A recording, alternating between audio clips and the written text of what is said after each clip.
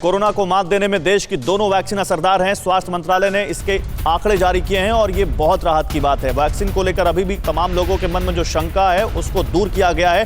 भारत में बनी दोनों ही वैक्सीन असरदार हैं। स्वास्थ्य मंत्रालय ने आंकड़ों को जारी कर आंकड़ों की जुबानी ये बात कही है। उन्होंने कहा कि कोवैक्सीन जो कि भारत बायोटेक की वैक्सीन है, उसकी पहली डोज के बाद मात्र 0.04% लोग संक्रमित हुए हैं।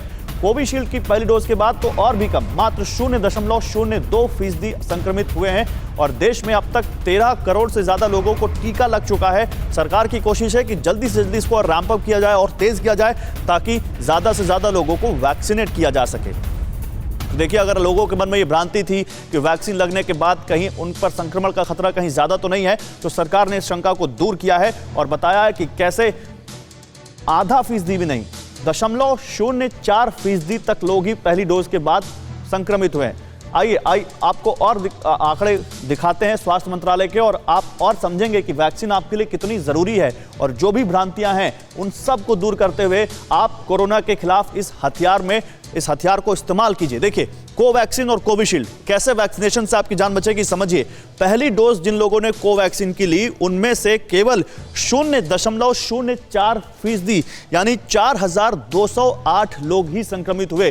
कोवैक्सीन की डोज करीब 2 से 2.5 करोड़ दी गई है देश में, जबकि कोविशील्ड की वैक्सीन की डोज 10 करोड़ से ज्यादा दे दी गई है। अब यहां देखिए, कोविशील्ड की वैक्सीन जिन्होंने ली वो पहली डोज के बाद जो संक्रमित हुए वो हुए मात्र 0.02%, यानी 17,000 के आसपास लोग संक्रमित हुए। अब आगे बढ़ते हैं। दूसरी डोज के बाद 695 लोग संक्रमित हुए जिन्होंने कोवैक्सीन की डोज ली, भारत बायोटेक वाली, और दूसरी डोज के बाद कोविशील्ड की डोज लेने वाले लोगों का जो आंकड़ा है वो मात्र 0.03%, बहुत कम। यह आंकड़ा करीब 5,014 यानी 10 करोड़ से ज्यादा लोगों में मात्र 5,000 लोगों का यह आंकड़ा है जो कोविशील्ड की दूसरी डोज लेने के बाद प्रभावित हुए।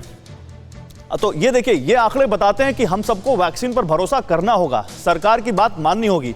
इस बीच 3 तस्वीरें आपके सामने, आप देखिए।